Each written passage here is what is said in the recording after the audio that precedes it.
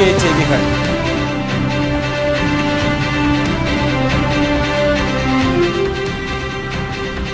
உலகக் கோப்பையை கைப்பற்றியது இந்திய அணி.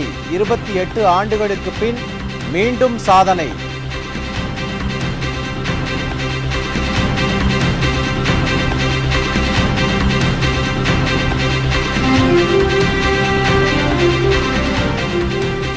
தமிழகத்தில் பெரும்பாலான இடங்களில் திமுகவினர் நில ஆக்கிரமிப்பு.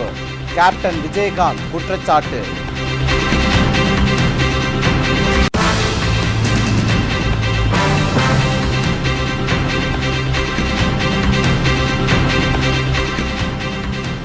நடைபெறும் தேர்தல் தமிழக மக்களின் விடுதலைக்கான தேர்தல். செல்வி ஜெயலலிதா விளக்கம்.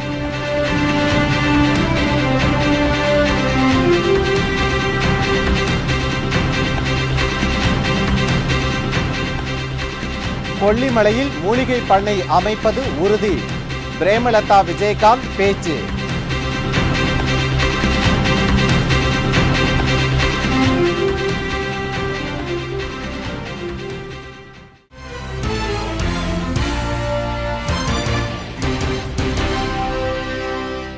வணக்கம்.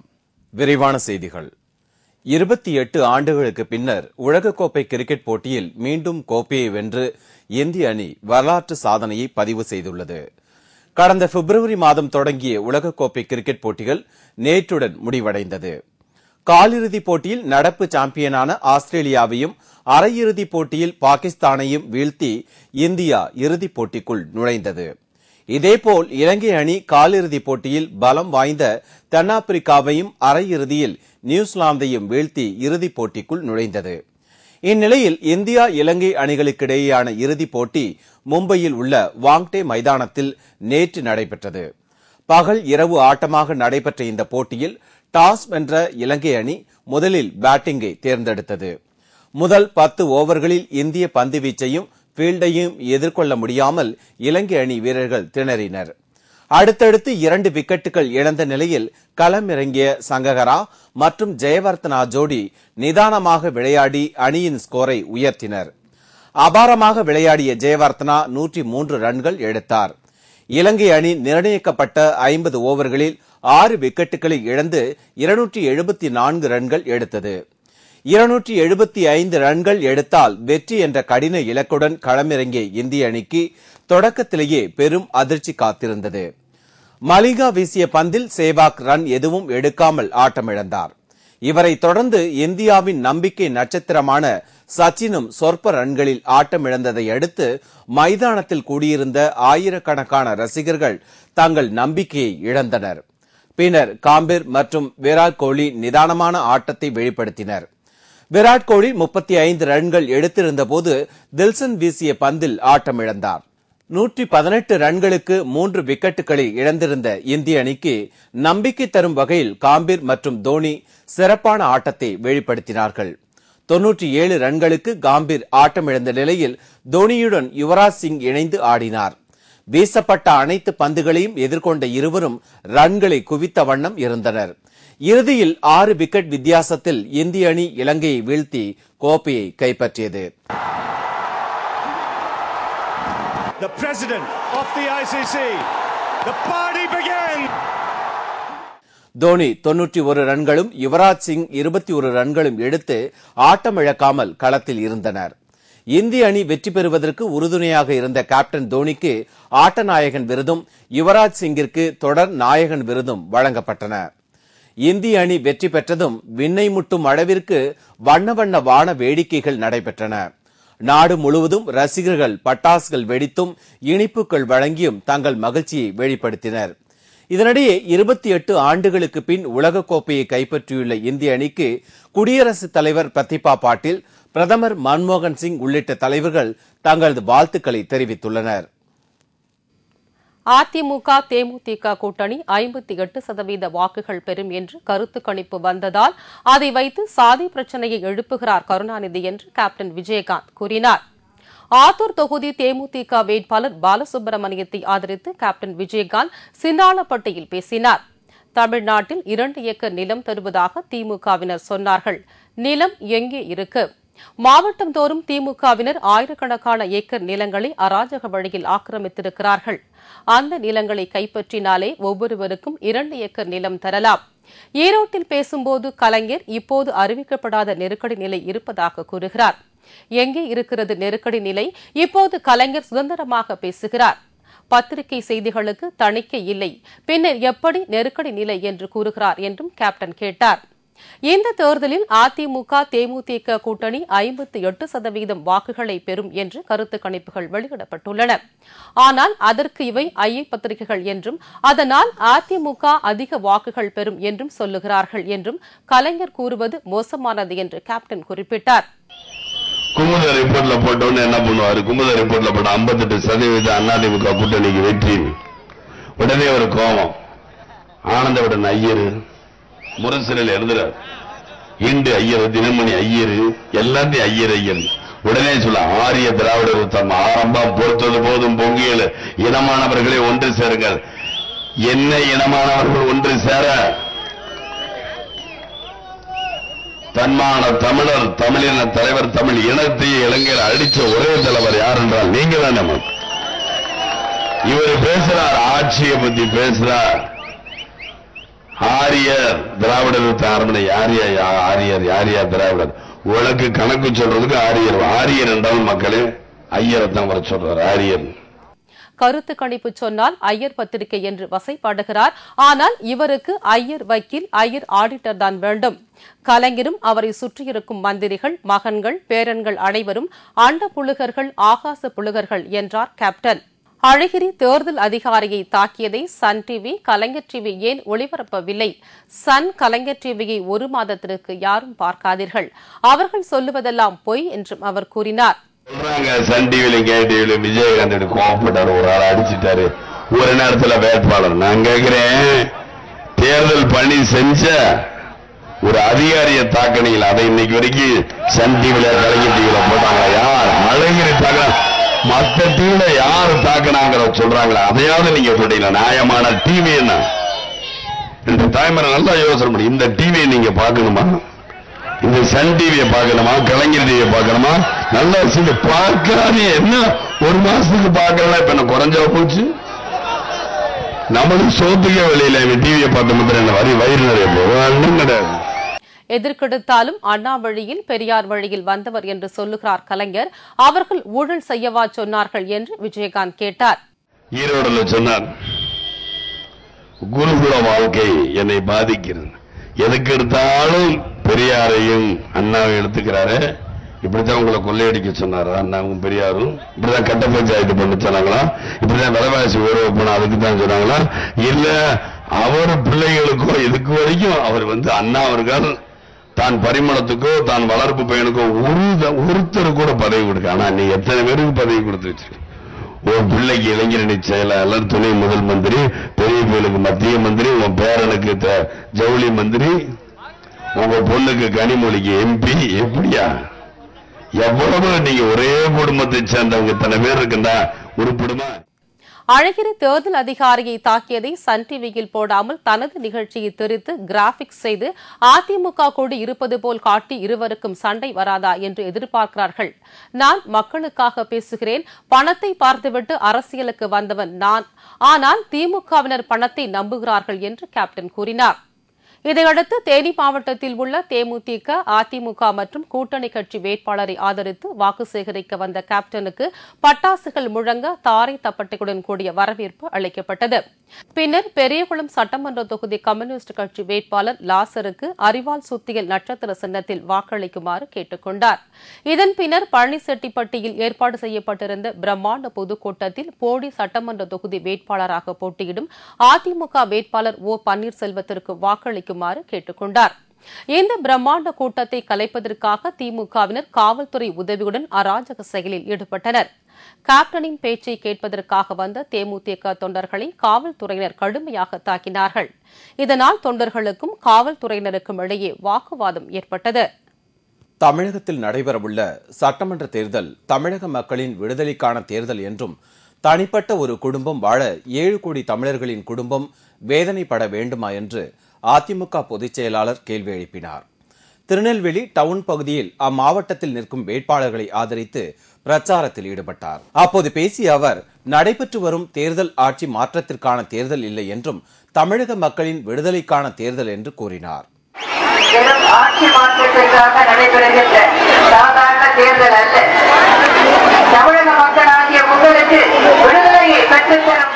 இதைத் தொடர்ந்து நாகர்கோவிலில் பேசிய அவர், மின் உற்பத்தி மாநிலமாக இருந்த தமிழகம் தற்போது மின்வெட்டு மாநிலமாக மாறிவிட்டது என்றும் 5 ஆண்டுகளில் ஆயிரக்கணக்கான கோடி ரூபாய் அளவிற்கு மணல் கொள்ளை, கிரானைட் கற்களில் ஊழல் போன்றவற்றை திமுக அரசு செய்துள்ளது என்றும் இதனை அகற்றுவதற்கு மக்கள் அதிமுக தேமுதிக கூட்டணிக்கு ஆதரவு அளிக்க வேண்டும் என்றும் அவர் கேட்டுக் கொண்டார். இதையடுத்து கன்னியாகுமரி மாவட்டம் குளச்சலில் தேமுதிக அதிமுக கூட்டணி வேட்பாளர்களை ஆதரித்து பிரச்சாரம் மேற்கொண்ட ஜெயலலிதா, தமிழக மக்களின் உயிருக்கும் உடைமைக்கும் பாதுகாப்பற்ற சூழல் நிலவி வருவதாக கூறினார். கடந்த 5 ஆண்டுகளில் மணல் கொள்ளை தமிழகம் எங்கும் அமோகமாக நடைபெற்றது. இன்னமும் நடைபெற்றுக் கொண்டுதான் இருக்கிறது. மணல் கொள்ளை மூலம் 50,000 கோடி ரூபாய், கிரானைட் கொள்ளை மூலம் 80,000 கோடி ரூபாய் என கருணாநிதி குடும்பத்தினர் தமிழ்நாட்டையே கொள்ளையடித்துக் கொண்டிருக்கின்றனர். தாசில்தாரை தாக்கியதாக முதலமைச்சர் கருணாநிதியின் மகன் மத்திய அமைச்சர் மு க அழகிரி மீது குற்றம் சாட்டப்பட்டுள்ளது. அழகிரியை கைது செய்யக்கோரி பல்வேறு மாவட்டங்களைச் சேர்ந்த தேர்தல் அலுவலர்கள் போராட்டத்தில் குதித்துள்ளனர்.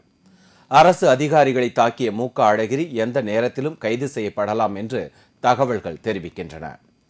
மதுரை மேலூர் சட்டமன்ற தொகுதிக்குட்பட்ட வல்லடிக்காரர் கோவிலில் மு க அழகிரி சாமி கும்பிட செல்வதாக கூறி அராஜக செயலில் ஈடுபட்டார். கோவிலில் திமுகவினர் வாக்காளர்களுக்கு பணம் கொடுப்பதாக வந்த தகவலை அடுத்து மேலூர் தாசில்தார் காளிமுத்து சம்பவ இடத்திற்கு சென்று தேர்தல் ஆணையத்தின் புகைப்படக்காரரை வீடியோ படம் எடுக்க உத்தரவிட்டுள்ளார். இந்நிலையில் கூட்டத்தை படம் எடுத்துக் கொண்டிருந்த வீடியோகிராஃபரை மு க அழகிரி உத்தரவுப்படி மதுரை துணை மேயர் மன்னன் மற்றும் ரகுபதி ஆகியோர் சரமாரியாக தாக்கியுள்ளனர். தடுக்க முயன்ற தாசில்தார் காளிமுத்து மீதும் தாக்குதல் நடத்தப்பட்டது. இந்த தாக்குதலில் காளிமுத்து பலத்த காயம் அடைந்ததை அடுத்து மருத்துவமனையில் அனுமதிக்கப்பட்டுள்ளார். தேர்தல் கண்காணிப்பு பணியை செய்யவிடாமல் தடுத்தது மட்டுமின்றி அதிகாரிகளை திமுகவினர் அராஜகமாக அடித்து உதைத்த சம்பவம் அப்பகுதியில் பெரும் அதிர்ச்சியை ஏற்படுத்தியது. இதையடுத்து தகவல் அறிந்த வருவாய்த்துறையினர் மதுரை மாவட்ட ஆட்சியர் அலுவலகம் முன்பு கூடி தாக்குதலில் ஈடுபட்டவர்களை கைது செய்ய கோரி ஆர்ப்பாட்டத்தில் ஈடுபட்டனர். தேர்தல் பணியில் ஈடுபட்ட தாசில்தாரை திமுக பிரதிநிதிகள் தாக்கியிருக்கிறார்கள். அதை வன்மையாக தமிழ்நாடு அரசு சங்கம் கண்டிக்கிறது. இது போன்ற போக்கை அனுமதிக்க முடியாது. சுதந்திரமாக நடக்கக்கூடிய தேர்தலை அந்த சுதந்திரமாக தேர்தலை நடத்துவதற்கு முயற்சி எடுக்கக்கூடிய அந்த தாசில்தாரை தாக்கிய செயலை அனுமதிக்க முடியாது. உடனடியாக தாக்கிய திமுக பிரதிநிதிகளை கைது செய்ய வேண்டும். அப்படி கைது செய்ய வேண்டும் சொன்னால் இந்த தேர்தல் பணிகள் பாதிக்கும் என்பதை தமிழக அரசாங்கத்துக்கும் தேர்தல் ஆணையத்துக்கும் நாங்கள் எச்சரிக்கையாக தெரிவித்துக் கொள்கிறோம். மதுரை மாவட்டத்தில் தேர்தல் பணியிலே ஈடுபட்டுக் கொண்டிருந்த வருவாய்த்துறை அலுவலர்களையும் வருவாய்த்துறை வட்டாட்சியர் காளிமுத்து அவர்களையும் ஆளுங்கட்சியான திமுகவை சார்ந்த சில நபர்களும் மதுரையை சார்ந்த துணை மேயர் அவர்களும் மத்திய மந்திரி மு க அழகிரி முன்பாக வருவாய்த்துறை அலுவலர்களை தாக்கியிருக்கிறார்கள். இந்த சம்பவத்தை கண்டித்து தமிழகம் முழுவதும் வருவாய்த்துறை அலுவலர்கள் ஆர்ப்பாட்டத்தை நடத்தி கொண்டிருக்கின்றோம். தாக்குதலில் ஈடுபட்டவர்களை கைது செய்யும் வரை தேர்தல் பணியில் ஈடுபட போவதில்லை என்று வருவாய்த்துறையினர் தெரிவித்ததால் மதுரையில் பரபரப்பு ஏற்பட்டது. மதுரை அருகே உள்ள விருதுநகரிலும் அழகிரிக்கு எதிராக போராட்டங்கள் தொடங்கியுள்ளன. தேர்தல் பணி செய்ய விடாமல் தடுத்த அழகிரியையும் மதுரை மாநகர துணை மேயரையும் கைது செய்ய வேண்டும் என்று அரசு அலுவலர்கள் வலியுறுத்தினர். இதற்கிடையே ஈரோடு, குடியாத்தம் உள்ளிட்ட பகுதிகளிலும் அரசு அதிகாரிகள் மத்திய அமைச்சர் அழகிரிக்கு எதிராக போராட்டத்தில் ஈடுபட்டு வருகின்றனர். இந்த விவகாரத்தில் தம் மீது சட்டப்பூர்வமான நடவடிக்கை எடுக்கும் அதிகாரிகளை மாற்றக் கோரி உயர் அதிகாரிகளை மு க அழகிரி நிர்பந்தம் செய்து வருவதாக செய்திகள் தெரிவிக்கின்றன. திமுகவின் 2G ஸ்பெக்ட்ரம் ஊழல் குறித்து 80,000 பக்கங்கள் கொண்ட குற்றப்பத்திரிகை நேற்று டெல்லி பாட்டியாலா நீதிமன்றத்தில் சிபிஐ தாக்கல் செய்துள்ளது. 2G வழக்கில் கடந்த 31ஆம் தேதி டெல்லி பாட்டியாலா இல்லத்தில் உள்ள சிறப்பு நீதிமன்றத்தில் குற்றப்பத்திரிகை தாக்கல் செய்வதாக இருந்தது. இருப்பினும் அன்றைய தினம் சிபிஐ மேலும் 2 நாட்கள் காலக்கெடு வேண்டும் என்று கேட்டதால் அதற்கு நீதிமன்றம் அனுமதி அளித்தது. இந்த நிலையில் டெல்லி சிறப்பு நீதிமன்றத்தில் சிபிஐ நேற்று 80,000 பக்கங்கள் கொண்ட திமுகவின் மெகா ஊழல் குறித்த குற்றப்பத்திரிகையை தாக்கல் செய்தது. இந்த குற்றச்சாட்டு தொடர்பாக திகார் சிறையில் அடைக்கப்பட்டிருந்த முன்னாள் அமைச்சர் திமுகவின் கொள்கை பரப்பு செயலாளர் ராசா இன்று சிறப்பு நீதிமன்றத்திற்கு அழைத்து வரப்பட்டு விசாரணை செய்யப்பட்டார். இந்த குற்றப்பத்திரிகையில் ராசா உள்ளிட்ட 9 நபர்களின் பெயரும் யுனிடெக், ரிலையன்ஸ் கம்யூனிகேஷன்ஸ் மற்றும் ஸ்வான் டெலிகாம் ஆகிய நிறுவனங்களின் பெயரும் இடம்பெற்றுள்ளது குறிப்பிடத்தக்கது. சேந்தமங்கலம் பகுதி மக்களின் நீண்ட நாள் கோரிக்கையான கொல்லிமலை மூலிகை பண்ணை அமைக்கும் திட்டத்தை நிறைவேற்ற தேமுதிக அதிமுக கூட்டணி முயற்சி எடுக்கும் என்று திருமதி பிரேமலதா விஜயகாந்த் குறிப்பிட்டுள்ளார். நாமக்கல் மாவட்டம் சேந்தமங்கலம் தொகுதியில் போட்டியிடும் தேமுதிக வேட்பாளர் சாந்தி ராஜமாணிக்கத்தை ஆதரித்து திருமதி பிரேமலதா விஜயகாந்த் நேற்று பிரச்சாரம் மேற்கொண்டார். செழுமை மிகுந்த கொல்லிமலை பகுதியை திமுகவினர் கொஞ்சம் கொஞ்சமாக அழித்து வருவதாகவும் அப்போது அவர் குற்றம் சாட்டினார். தேமுதிக அதிமுக கூட்டணி வெற்றி பெற்று ஆட்சி அமைக்கும்போது மூலிகை வளமிகுந்த கொல்லிமலையில் மூலிகை பண்ணை அமைத்து அப்பகுதி மக்களுக்கு வேலைவாய்ப்பு வழங்குவதுடன் சிறந்த நாட்டு மருந்து உற்பத்தி செய்து வழங்க திட்டமிட்டுள்ளதாக பிரேமலதா விஜயகாந்த் கூறினார். கொல்லிமலை இங்க இருக்கு, ரொம்ப பிரசித்தி பெற்ற மலை அது. கொல்லிமலை மூலிகைகள் அங்க அதிகமா கிடைக்கும் நாங்க கேள்விப்பட்டிருக்கேன். அந்த கொல்லிமலையில மூலிகை பண்ணை அமைத்து அதன் மூலம் வேலை வாய்ப்பையும் மாணவர்களுக்கு பயிற்சியும் அளித்து சிறந்த முறையில் அந்த இடத்தை முன்னேற்றுவதும் எங்களுடைய முதல் வேலையாக இருக்கும் என்பதை இந்த நேரத்தில் தெரிவித்தேன்.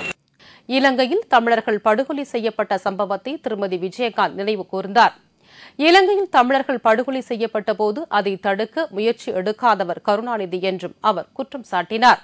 மக்களை புரிந்துக்கங்க, இதை தன் குடும்பம் வாழணுன்றதுக்காக ஒட்டுமொத்த மக்களை ஏமாற்றிய தமிழின தலைவர் சொல்லிக்கிறார் அவரு. ஆனா ஒரு இன படுகொலைக்கு அவர் தான் காரணம். நான் தமிழன் சொல்லியே 5 வருஷம் முதலமைச்சரா வந்துட்டேன். பின்னர் திருச்செங்கோடு தொகுதியில் போட்டியிடும் தேமுதிக வேட்பாளர் சம்பத்குமாரை ஆதரித்து வாக்குகள் சேகரித்தார். அப்போது பேசிய அவர் திருச்செங்கோடு பகுதியில் ஏற்படும் போக்குவரத்து நெரிசலை தீர்ப்பதற்கு சம்பத்குமார் பாடுபடுவார் என்றும் அவர் கூறினார். 24 மணி நேர தடையில்லா குடிநீர் வழங்கவும் புகழ்பெற்ற அர்த்தநாரீஸ்வரர் கோவிலுக்கு செல்ல மாற்றுப்பாதை ஏற்படுத்தி தர சம்பத்குமார் முயற்சி எடுப்பார் என அவர் உறுதியளித்தார். கேப்டன் தேர்வு செய்த தேமுதிக வேட்பாளர்களும் கூட்டணி வேட்பாளர்களும் சிறந்த செயல்பாடு உடையவர்களாக இருப்பார்கள் என்று அவர் நம்பிக்கை தெரிவித்தார். இதைத் தொடர்ந்து திருச்சி மாவட்டம் லால்குடி தொகுதி வேட்பாளராக களத்தில் உள்ள தேமுதிகவை சேர்ந்த செந்தூரேஸ்வரனை திருவெரும்பூர் தொகுதி தேமுதிக வேட்பாளர் செந்தில்குமாரையும் ஆதரித்து பிரச்சாரத்தில் ஈடுபட்டார்.